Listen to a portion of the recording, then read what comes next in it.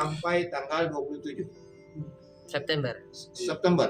Dalam rangka apa itu? Rencananya untuk mengecek kesiapan Nasdem Sulsel menghadapi pemilu 2024. Maka dibuatkan kegiatan konsolidasi kader dari tingkat ranting, tingkat DPC, tingkat DPD, DPW nanti diadakan di Kota Makassar. Terus rombongan ketua umum, semua eksekutif dan legislatifnya Partai Nasdem hadir di Kota Makassar nanti tanggal 25-27. Berapa kader yang bakal dihadirkan ini, Kak? Saya menargetkan DPC, hanya mengundang DPC, DPD sekitar DPC itu ada sekitar 3.080 orang dan ditambah pengurus DPD sekitar hampir 2.000 orang. Jadi totalnya 5.000 orang nanti untuk mengecek kesiapan pemilu.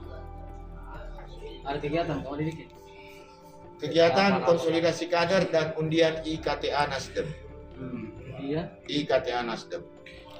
Berhadiah mobil lagi atau umroh ini? Berhadiah rumah, mobil, umroh, motor dan lain-lain. Top.